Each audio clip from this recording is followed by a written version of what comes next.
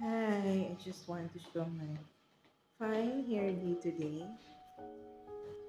I was supposed to make a vlog upon entrance to the workplace today, kaya lang, dumating na kagad na pasyente. Siyempre, ganyan ang mga times ngayon. Dati 2 to 4 o'clock nakakapag-rest na kami. Ngayon, pagpasok mo, may pasyente na kaagad naghihintay.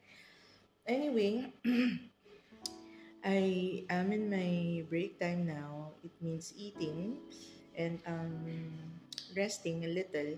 I just finished eating. Sabi ko, show ko sana yung kinakain ko. Gutom. Kaya na nagagawa ng gutom.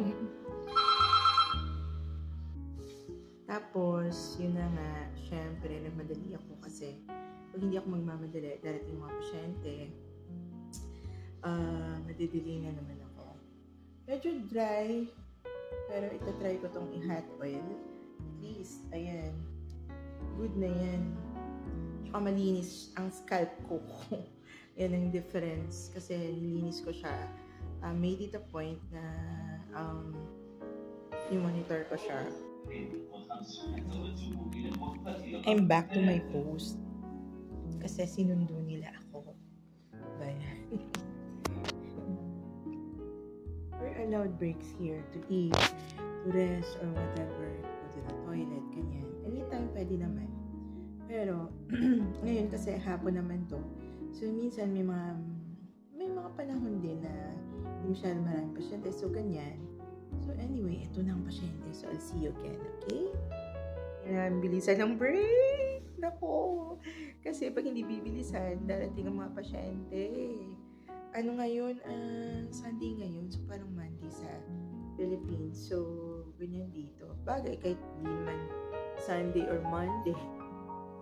Ganun naman, madami tayong mga pasyente. Pero anyway, manageable lang. So, pwede pa. Pwede pang i-survive. Well, ang meron akong gustong i-launch. I-launch talaga. I-launch ko yung aking weight loss regimen. I've thought about it. Kasi parang mukhang may control na ako sa sarili ko. Konti. Sa mga tasks ko, nakokontrol ko na. So, I plan to embark on another journey to weight na acceptable naman. Okay? So, balik ako sa intermittent fasting, tsaka exercise, walking, jogging, hill climbing, kung ano ang pwede dyan. Alam nyo, pag tumatabang, hirap. So, kailangan mong labanan ang challenges ng pagiging mataba. So, hindi lang dahil sa pangitingnan, but the reality is yan, no? Tapos, yun nga, mga damit wala kang susuot. So, mga damit mo hindi mo na masuot. Reality din siya, oh my God, nakakagulat, diba? Na, itong mga damit na to, kasi syempre, for the longest time, na-maintain ko yung weight ko, at saka yung size ko, ganun. Talagang lumobo ako ngayon, so, it's not good, diba? It's not good. Maraming side effects yan. So, I plan to do it, at sana ay, my God, lahat gagawin ko. Kasama na yung magsasayaw-sayaw ako na parang baliw. Sabi ko, ano kaya kung magsasayaw ako ng random, tapos ipopost ko. Para meron din akong attendance sa aking ganyan, exercise, ganyan. Wala, let's make it fun. Kasi ito lang sasabihin ko. Pagka ikaw ay nag-weight loss, importante masaya ka. Kasi kapag stress ka, yung stress nagpapataba eh. Tapos yung kain pa ng carbohydrates, syempre, may cravings ka doon eh, ganun. So, hindi ka papayat. Yun ang problema mo doon. So, dapat, spirit is willing, flesh is willing, spirit is willing, mood mo dapat umaayon. Kahit pa paano, may excitement ka na na gagawin mo yon, diba? Kasi kung wala, anong motivation mo? Wala, diba?